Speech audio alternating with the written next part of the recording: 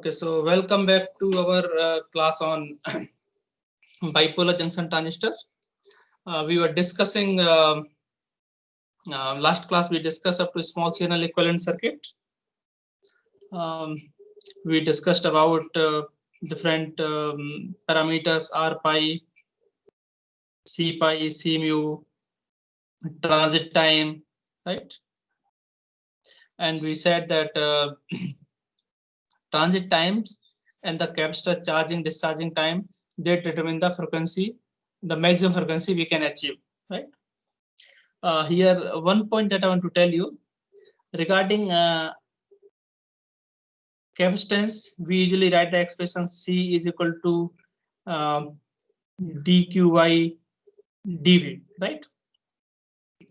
So in case of reverse bias, for example C mu or junction capacitance, the capacitance is basically the charge is added at the end of these two sides, right?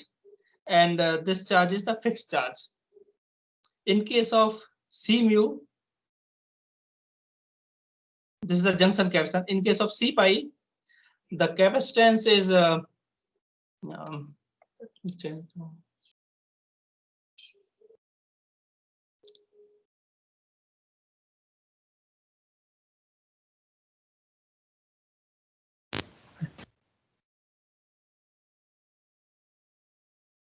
in case of C pi, the charge is basically added. The charge is basically added at the junction itself, right? So this is your extra charge that is added, right? Now when you write dq by dv for such case, right? What is happening? You increase the voltage, the charge is increased, right? So let's say this is the range. Your base emitter voltage is varying from, let's say, V1 to V2, right? So that is V2 minus V1 is delta V. Now when you are increasing the voltage to V2, this extra charge is getting injected. When you're decreasing the charge to V1, the charge is of course decreasing, right? Now what we expect this charge, that some of the charge will recombine and remaining charge we will be able to reclaim. So that basically modifies the expression a little bit. And in case of base emitter junction, about 2/3 of the charge is basically reclaimed. So the expression for C pi is given as this is written in your textbook, and that you can obtain. C pi is basically given by this q is exponential q vb by kt, right? So if you differentiate, what you will get? You will get small q by kt times, let's say, q naught charge, right? Then not whole charge is reclaimed, only 2/3 of the charge is reclaimed. So that becomes your kind of C pi.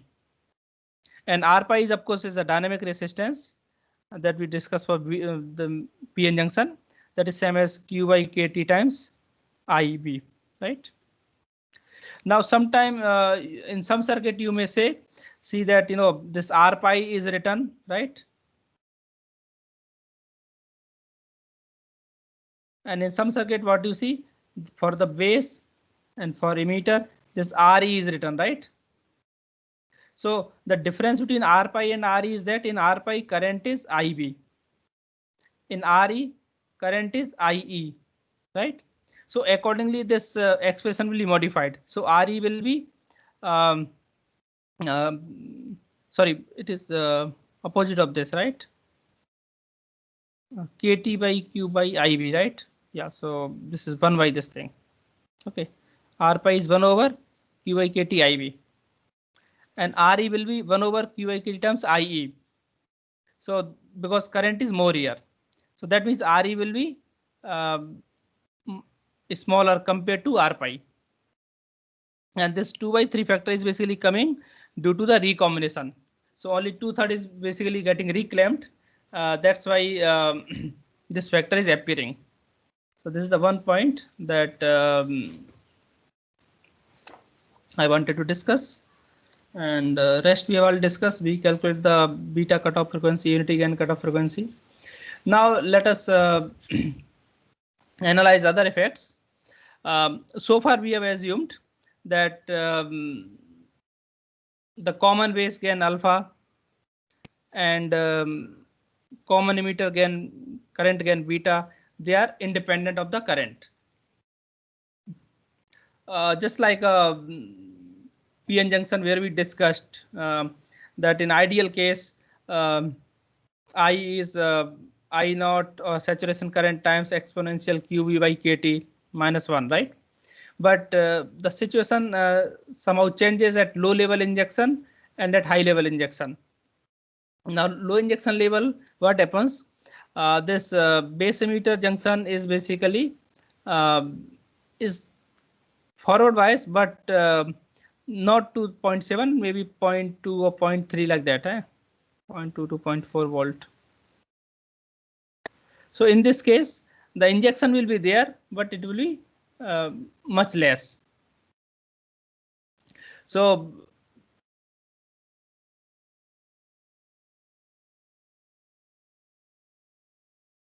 there's some injection is taking place, and this depletion region is not very narrow, it is big enough. So there will be some recombination will take place here, as was the case with PN junction diode, and this will slightly modify the expression.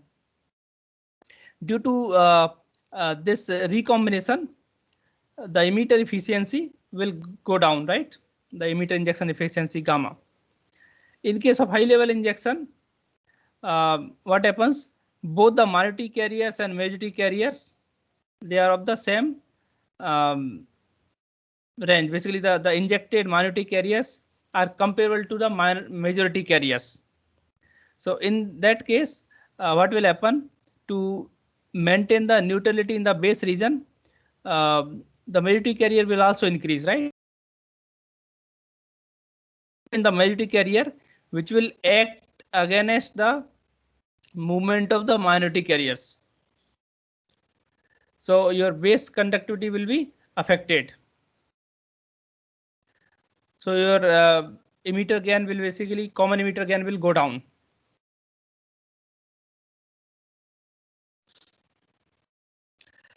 Now, and third is basically is the thermal effect. What happens when you increase the IC? Then if you see the two junctions, base emitter and base collector junction is reverse bias and has higher voltage. So when IC pass through the base collector junction, then this IC times VCB will be the power loss, right? And that power will be converted to the heat. And this heat will, what it will do, it will increase the temperature. Now when temperature increases, then the carrier lifetime will increase. Why? Because at high temperature, those trap levels, right, will re-emit the carriers, right? So that will increase the lifetime. And when lifetime increases, your beta will also increase. Beta is related to tau p by tau t. Tau t. Tau t is the base transit time that we have discussed. The time it take for the carrier to go through the base, right? That is tau t. And tau p is the carrier lifetime.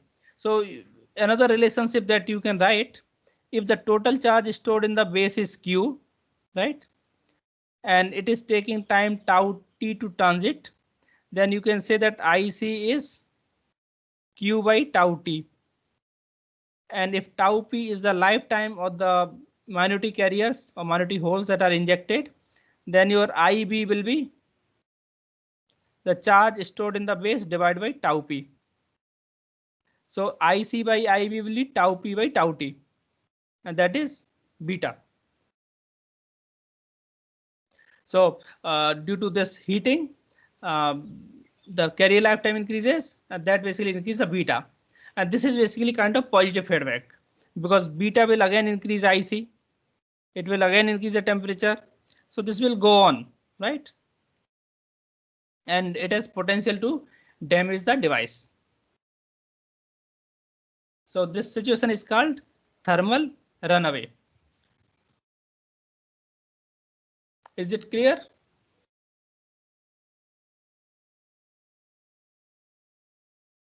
Okay, another phenomena you can see in the BJT is a base resistance. Now base resistance is what? Compared to emitter, the doping of the base is less. So that means the resistance of the base region will be more. Now, if you see the contact of the base, this is the base contact here, and this is the base emitter junction. So what will happen? The base emitter potential, right? The voltage VBE that you see across the base emitter is not uniform. The voltage at this point, let's say 0.1, voltage at 0.2, right? They will be different. Now, at which point the VEB will be more? If you try to see, this is the junction. Now, when it goes to base, it has to go through the resistance RB. Actually, there are two resistance, RB and RB prime. So RB is, you can say, it's a base resistance, and RB prime is a distributed resistance. Now, if you notice here, this region is narrow. The base width is less, right? So if you think of RB prime, the width is less, right? So this RB prime will be very small. So that means there will be bigger drop there. So if there's a potential drop there, and VEB is forward bias, so this is P type, so this is plus, this is minus. So current goes here, it drops here, right? So that means the voltage across the junction at 0.1 will be less compared to that 0.2. So the base emitter junction will be more forward bias at 2 compared to 1. So that means more current will flow at point number 2 compared to point number 1. And that is called emitter crowding. So that means more number of carriers are injected at this point number 2 or near those contact rather than in the middle.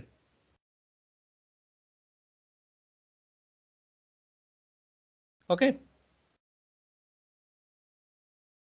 So now how to take care of this kind of thing? What is done basically to take care of this emitter crowding, we use interdigit geometry. Now what is done in interdigit geometry? Let's say this is your base region, right? So you make contact here, contact here, contact here, right? This is base contact. And emitter, what you do? You have emitter doping here like this, and then you make a contact here, right? Contact here. So you can have n number of things, whatever you want, and this is your emitter, right? So what will happen? Now if you see, for every base, between every two base contact, there is an emitter contact, right? So this is evenly distributed. So now the current will be emanating uniformly from all the emitter contacts, right? So it will not be crowded at one particular point. So this interdigit geometry is used, and it is especially useful in microwave transistors or high frequency transistors, because as you know, at high frequency, this skin effect is important, right? The current try to flows near the skin of the um, or within the certain depth of a conductor. So this becomes even more important at high frequencies. Now,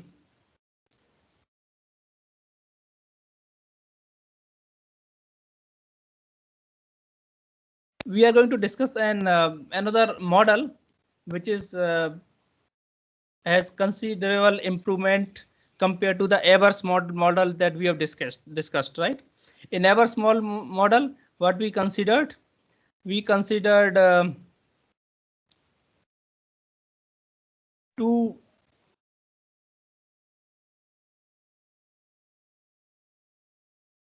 back-to-back diodes, right? So this is your IE, this is your IC, and these are kind of non-interacting diodes with some controlled source, right?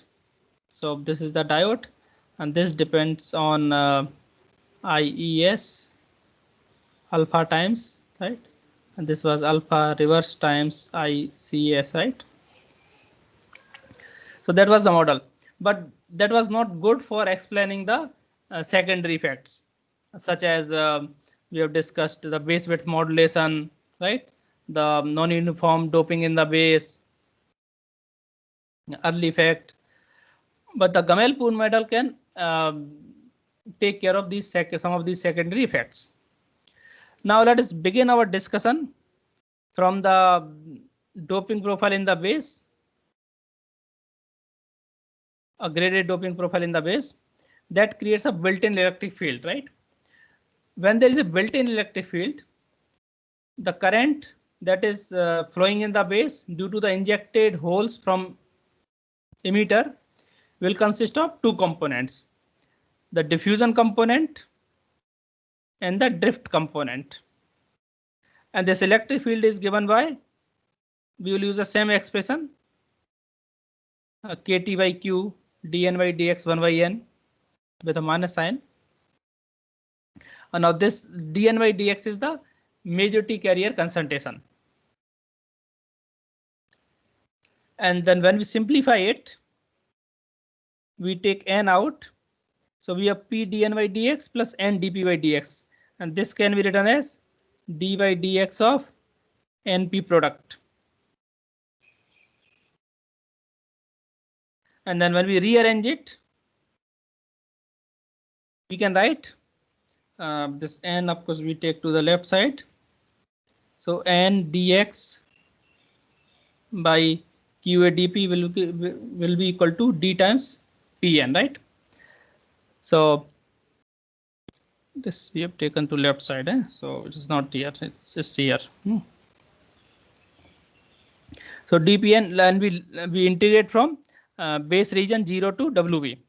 So it will be p times pn product at wb minus pn product at base emitter junction will be equal to IE, because this current is constant, IEP integral n dx by q dp. Now integral n dx will tell you the charge in the base, right? And this is called base Gamal number. Similarly, we can define emitter Gamal number. Or emitter Gamal number will be integral p dx in the emitter region, right? Now this expression simplifies to ever small model when we consider uniform doping. Let's say for uniform doping, this will be nd times wb, right? And ni square by nd is minority carrier concentration in n type base. You can say pn naught. So it is same expression basically. Now this expression at the bottom, the denominator, gives us more flexibility to take care of the secondary effects. For example, your base width is modulated, right?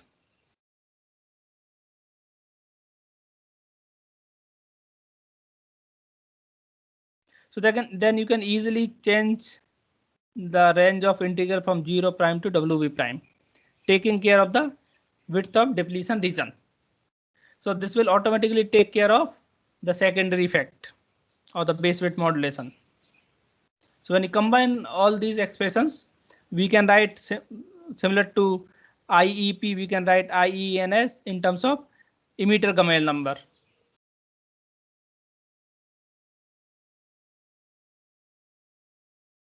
Now, let us consider the secondary effects, right? At high level injection, what will happen? Injected carriers to the base, which is P, they are comparable, right? Or greater than the base doping, right? ND, or you can say N. Now, because base has to be neutral, so if this is your N doping and injected holes are more, then your these electrons will also increase to make it neutral, right? So that means your integral NDX will be more than the doping.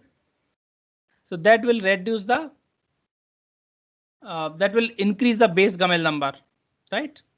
And if base Gamal number increases, your IEP will decrease. Which IEP is basically related to IC. So your IC will decrease. Now, if you see here, what is the hole concentration at high level injection?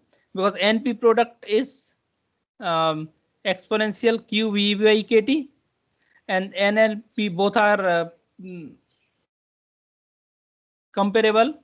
So you can say NP N and P, they will same as e to the power Q VEB by 2 KT, right?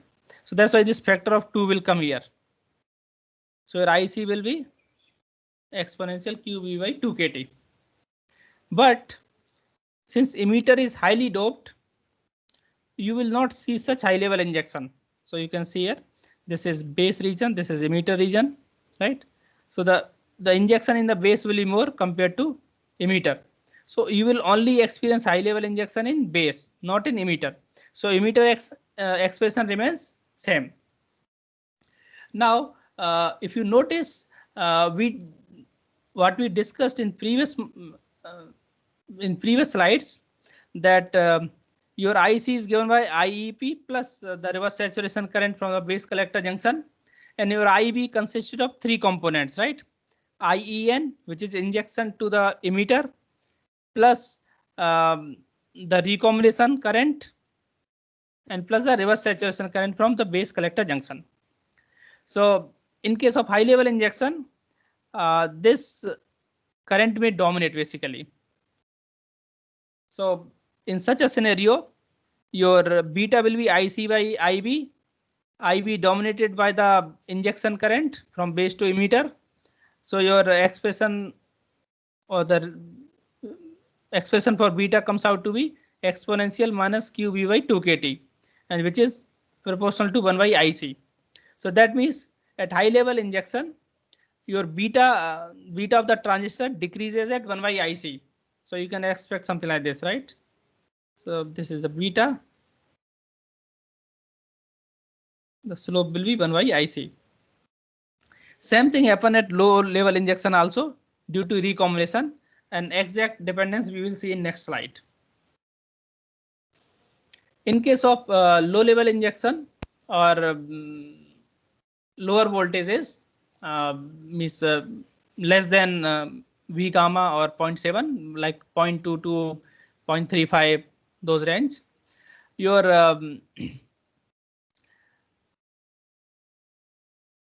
base current due to injection into emitter will not be QV by KT, but with some factor N called ideality factor.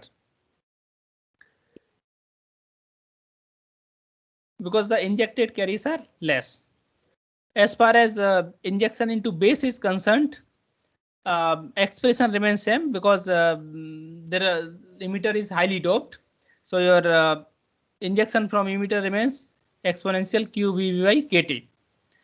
So that if you take the ratio of these two, it comes out to be 1 minus 1 by n exponential QVB by KT. So that is basically 1 minus 1 by n, where n is the ideality factor.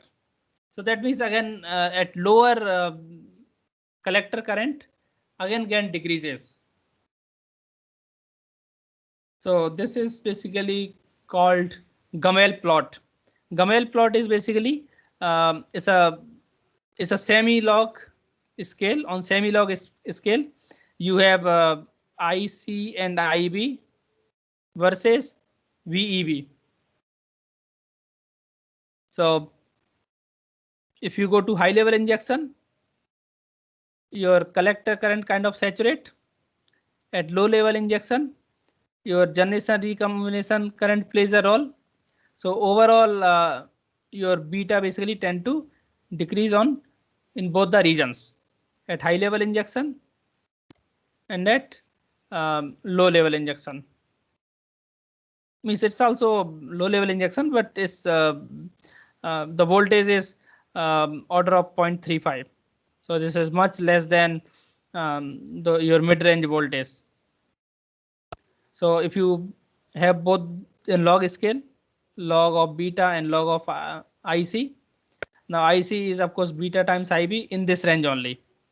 So you cannot apply IC is equal to beta times IB with a constant beta, right? So beta is constant only in certain range of collector current. Now another effect that appears at high level injection, the name is Kirk effect. Now in Kirk effect, what happens? Lot of carriers are injected, right? So this is P and P, right? So this base collector junction is reverse bias. So these are positive fixed charges. These are fixed charges. Now what is happening? The holes are getting injected here. So what will happen? Because there is a large concentration of holes, these holes are counted towards this positive charge. So effectively, you don't need a long depletion region here, because this whole concentration add up here. So it has a large concentration. So this depletion will get reduced here. So that means what happens? Your WB, effective WB is increased. And effective WB increase means your IEP is decreased, right? Because now slope will be less. So this is basically called widening of neutral base. Now sometimes it is possible that if your collector is less doped here, right? This can be pushed into the collector also.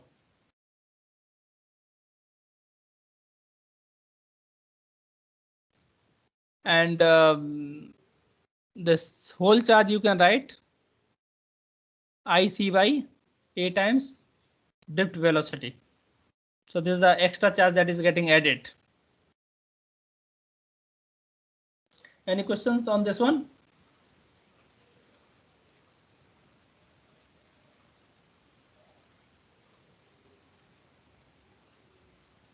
Okay, so what we have seen basically, the requirement of frequency and requirement of power, right? They are kind of opposing. If you see here, for high power, what do you need? These areas should be large, right? Because you want to pump large current. But when the areas are large, then these capacitance will increase, right?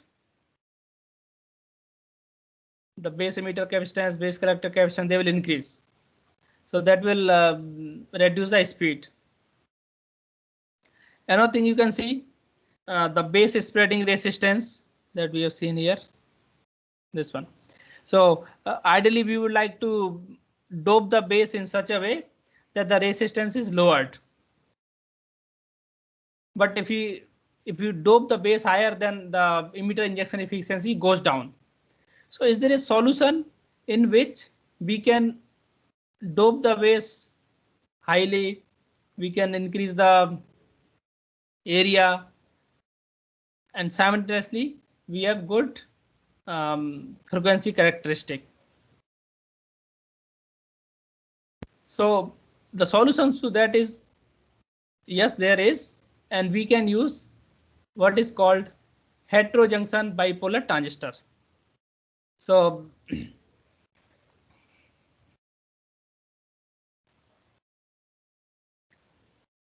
if you recall, the band gap of silicon is around 1.1 electron volt, and band gap of germanium is around 0.7 volt.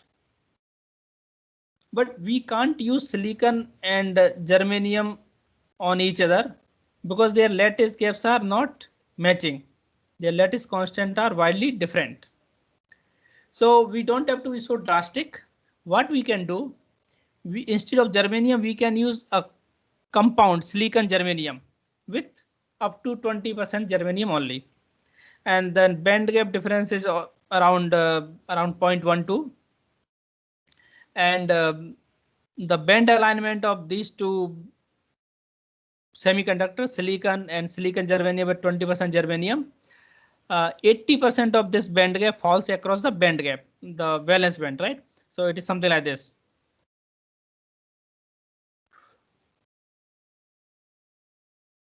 If this is silicon, this will be silicon germanium, and this out of 0.12, 80% will be here, and 20% gap will be here.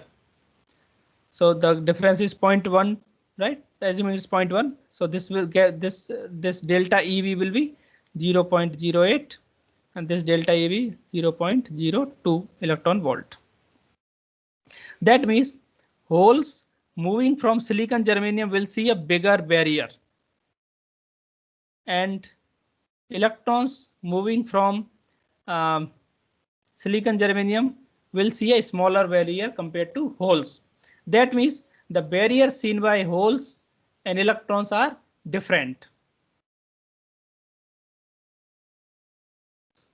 So now which should act as a base, which should act as a emitter? Let us see. So if you try to draw the band alignment, and this gap is around 1.1, so this gap is around 0.08, 0.02. Now this value seems to be small, but because it appears as the exponential, its effect will be quite large. Because what we see at the exponential is exponential q v by kt, right? So kt is around 26 millielectron volt, right? So if you take the ratio of these two, this is around 80 millielectron volt. So around more than 3 times, right? So exponential 3 times is only 10 times. So that means the electron injection will be 10 times prepared compared to the hole injection. Now, which one we should use as emitter? Generally, the wide band gap one is used as emitter. So if you see here, this is silicon, this is silicon germanium, this is silicon. Now this is the notch here, right? You see this is the notch here. Now when it is forward bias,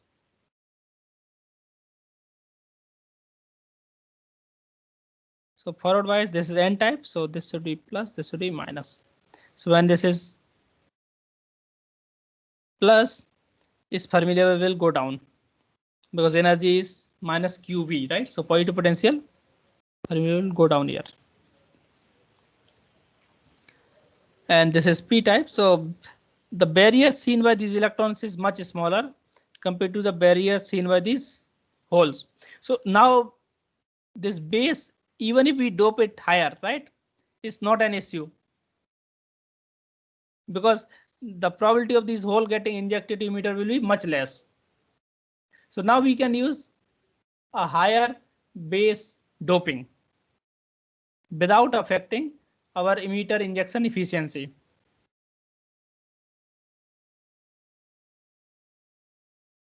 So if we substitute this expression that we derived for normal BJT, and if you take the ratio of IEN by IEP, this is dB by DE, LE by LV, NV naught by P naught.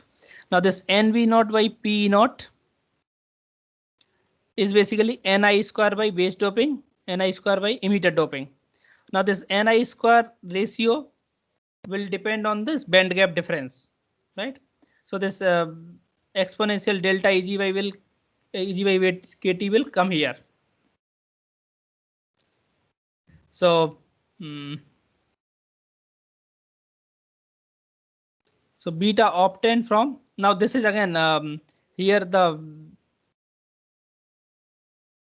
IEN is the current that is injected from the emitter, right?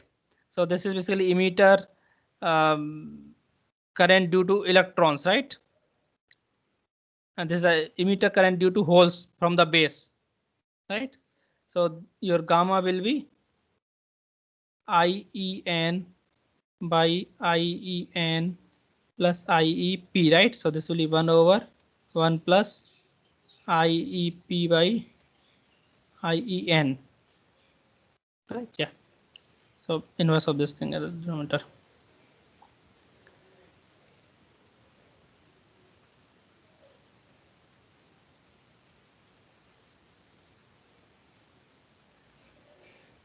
Okay, so even if we use higher doping for the base, because of this exponential factor, we can achieve higher beta.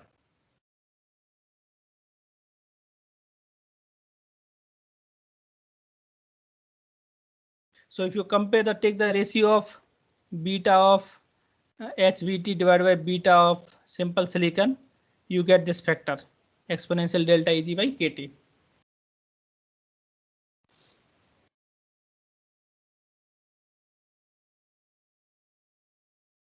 Because you see the previous slide, this barrier is increased, right? And this barrier is decreased by delta EV. See, this barrier is decreased by delta EC. This barrier is increased by delta EV, right? So if in this expression, if you put both of them together, they will add up and you will have delta EG here. Because Ni is exponential minus Eg by KT. Okay, so of course, silicon germanium will have it will be more complex to fabricate, but of course it will have better characteristic in terms of they can be used for higher frequencies. So your beta cutoff and unity gain frequency will be much higher compared to normal silicon bipolar junction transistor. Now, apart from amplification, these BJTs are also used for as a switches. So when we want to use them as a switches, we turn them on and off from switch cutoff to saturation, right? So let's analyze that transient, and that will complete our discussion on BJT.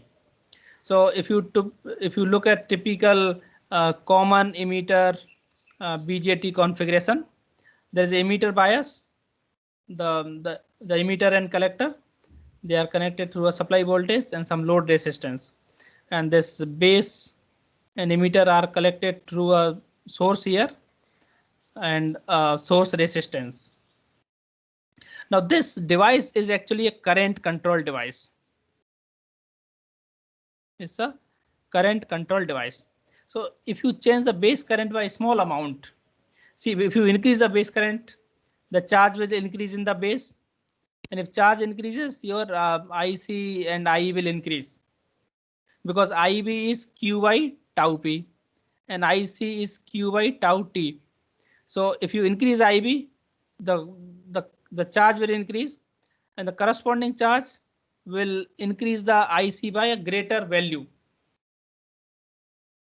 Because this Q is IB times tau P and your IC will become IB times tau P by tau T, right? So for a given base current increase, you will have much larger increase in collector current. But one thing to note here, regardless of this increase due to the BJT, the overall IC is limited by this load resistance and supply voltage. So IC, upper limit for IC will be V supply by R load. That will be the upper limit. Your IC cannot be more than that. Typically in saturation, this VC voltage around 0.2 or 0.3. So you can write, to be exact, minus 0.2 or 0.3, V supply minus 0.2 or 0.3 divided by R load. So that will be the upper limit for the IC. Your IB is, of course, again is also limited by this V source by this R source, or V source minus 0.7 by R source. So let's draw the load line and the IC VC characteristic on the same line. So this is basically the load line, the maximum value of IC, V supply by R load, and minimum value of IC, the voltage is V supply. So when current is 0, the voltage VC will be V supply, right? And if V supply is 0, then the current will be V supply by R load. And this is IC versus VC for different values of IB, right? IB1, IB2, IB3, like this. Right? And depending on the IB, your IC will be obtained here, right? Now, if you have very small IB, your VC will be large. And this basically you can say it is cutoff. If you increase IB, right? Then what will happen? Your IC will not be beta times IB. Your IC will be maximum value, and that will be saturation. So when we are switching this from on to off, so this is on and this is off. So that is basically we are operating the BJT in saturation and cutoff region. In cutoff region, both the base collector, base emitter, they are reverse biased. In saturation, both the junctions are forward bias. So it is basically like this.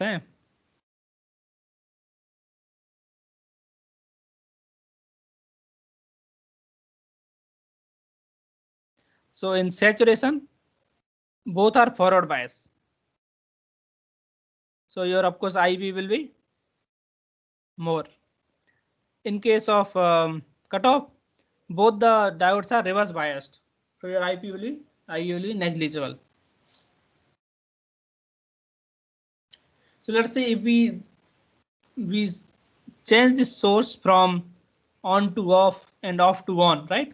So we switch this IB from positive value to 0 negative value like this. What will happen? So your V source is changing from certain positive value to 0. So when it is less, initially it was 0 and you on it to some positive value. So that will build up the charge inside the base, right? The charge will be injected. And once charge is stable, the IC will be constant. When we switch it off, it will take some time for that charge to taken away. Once the charge is taken away, the IC will decrease. So as long as charge is there in the base, so this is basically only for saturation region. So in saturation region, IC is not proportional to IB, right? Some extra charge is there. And when that extra charge is taken away, then only IC will decrease. That is called basically discharge time, basically, right? This region is limited by the circuit because this is maximum IC that is flowing, right? V supply by R load. So exactly how much charge is there? Let's see. So this is the slide. There are plots here. Base current. So initially base current is 0. Then you suddenly switch it on to certain value. So when it is off, This is cutoff region, right? The charge in the base is, because both the junctions are reverse bias, so you can assume it will basically appear like this, right? So both are reverse bias, base is narrow, so you can say it's almost like a constant value here, right? So when you turn on the base current, now this charge will increase, right? Now as the charge increases, the slope will increase and the collector current will start flowing. And it can go up to here, right? Now if the charge is more than this value, so here is the injected and here it is delta n is 0. So this means your VCB is 0 here, right? So if charge increases more than this is called tau saturation, the onset of saturation. That means your base collector junction is forward bias. So this charge has to be removed when you change the current, right? So after TS, the collector current is fixed. It cannot increase, right? So this point is basically your TS. And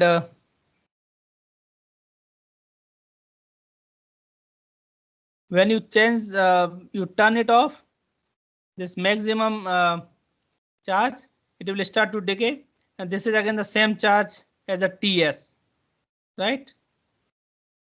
So up to this point, your collector current will be same as IC limited by the circuit. And after that, it will start to decay. So before T0, this one is cut off. T0 to T1, this is normal mode. At TS, it goes into saturation. And up to T2. T2 is basically your final saturated value. Then you follow another cycle. So that's how it goes on. So I think that's all. Thank you very much. If you have any question, you can ask me. Let me stop the recording.